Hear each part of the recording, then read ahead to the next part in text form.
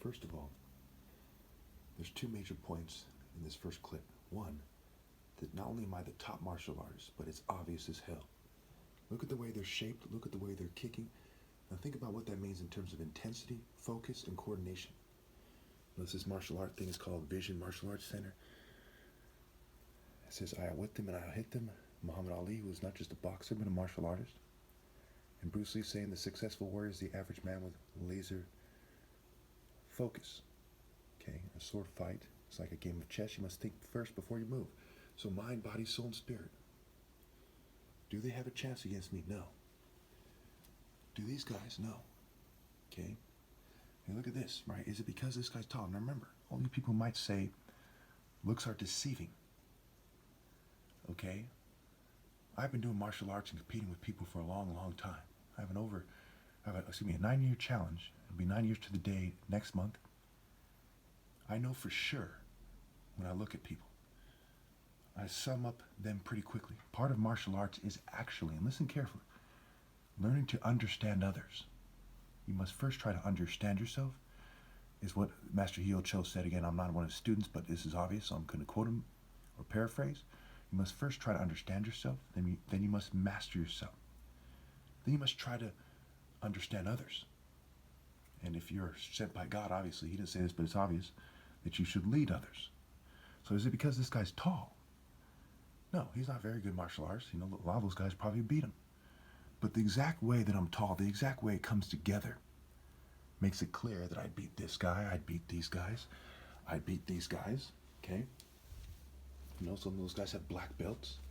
I beat these guys. These guys probably been doing it for a long time to the point where they felt like, you know, making a picture. I beat the instructor there, okay? There's a difference between the way I see things and how I move. What's the difference between these little girls, for example, and this guy right here, or these people right here? Not very much, except for some of them are older. What's the difference between them and me? Okay? Is that I'm very serious about morality and life, and I'm pure masculine, and we go on and on and on. What's the difference between them and Martin Luther King? Okay, so now we've established it, right? He even says the ultimate measure of man is not where he stands in moments of comfort and convenience, but where he stands at times of challenge and controversy. Is the top martial arts ever me and Martin Luther King and Muhammad Ali right? Or are idiots who would pretend I'm wrong right? Now let's establish the second point. So now that I've established that I'm the top martial artist, and it's obvious, you could tell right away by looking. Like you could tell a ferocious lion would beat a golden retriever, except for in this case, it has to do with coordination and speed, not strength so much. It has to do with being able to outmaneuver and strike surgically, okay?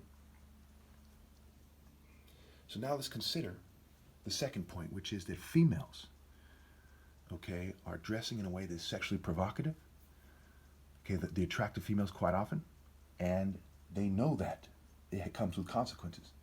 In a society where 1 in 4 little girls is sexually molested or raped before the age of 18, they are partially responsible for provoking guys to rape, and their bad judgment is apparent. It's implicit in the way that they dress, the cultures they choose. Some are blatantly aggressive and evil. Some just don't care and are drama queens. Some are clueless. Some are unfocused old people who don't really help the younger people. Some are on drugs. Some are very smug, gangster-like chicks who don't care about what happens to guys, very selfish. Some are ditzy and stupid. Some have some kind of developmental disorder. Some kind of group together and seem kind of nice, okay? And it all comes together a certain way. Some, obviously, many of them purposely sleep with the devil. You know, it isn't just a book there. It's, you know, they sleep with people who are evil. Okay, we see this right, with this guy working out and this chick with her, you know, his Baphomet kind of, symbol, if you will. It represents this idea. This animation is based on, okay, on her undergarments. Some are feminists that have completely thrown romantic justice to the ground by trying to be like a boy instead of like a feminine female. Some are satanic yuppies, and their cruelty is apparent. And we can go on and on and on. So when this chick, by her actions, says, yes, I know that women dress in a way that's attractive, in a way that's slutty, that provokes you. For example, this female right here, right? Kind of mocking with the face, ha ha ha ha, kind of showing off her body. Okay? She says, yes, we know that. Yes, we know it does a number on you, right? Love struck, her and hurt, charm and harm. Okay? And we know there's a bunch of clueless chicks like this who are like, huh? What's going on? Who lack the judgment to choose the righteous man. That's why it's called sexually provocative dress. For those of you who doubt this point, write down these two terms: sexually provocative dress and sexually suggestive dress. What is the way that she is, her posture and her clothing, what does it suggest? Okay? And of course, they often do things like this where they're cold-blooded, right? Gothic, cold-blooded, cruel. A lot of these people cut themselves. They don't care about themselves or others. They drug themselves. Lots of them sell drugs to others. Hardcore drugs. Pretty straightforward. That females are quite often dressing in a way that is sexually suggestive, while the masses of feminists are saying, oh, that's her body, her choice. In a society where 1 in 4 little girls is sexually molested or raped before the age of 18, and countless adults are raped, and many times more than one time in life. Some have been raped 3, 4 different times in life. Plus, is it smart to dress like this and be like, oh, who cares about morality? Is it smart to play a contrast game and to, dress like, say, this and be like, oh, and to disassociate from reality and say, oh, I'm a yuppie. What can you do? Is it smart to stick your tongue out and go, na na na na na na, who cares? Are these things smart? Is it smart to be a cruel corporate female and date corporate narcissists and psychopaths? Is it smart to be an arrogant kind of European royal and be like, oh, who cares about the peasantry? Is it smart to be a beta chick? Kind of say, oh, I'm just going to be a beta immature Scooby-Doo-like chick?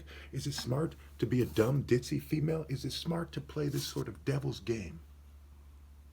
They may as well all look like this as it plays out. If children are spanked for doing things that are inappropriate, if I was young and I was dressed like this in public, my parents would have spanked me.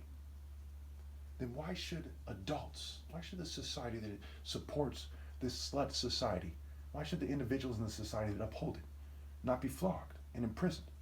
Why should females that reject me for fucking conformist trash not be flogged and imprisoned? Just because it seems harsh to somebody who says, who does that? Now I'll throw in another point. The person who would just answer that by saying, well, that's because you don't just flog people because you don't like what they're doing. Okay? That's a dumb bitch.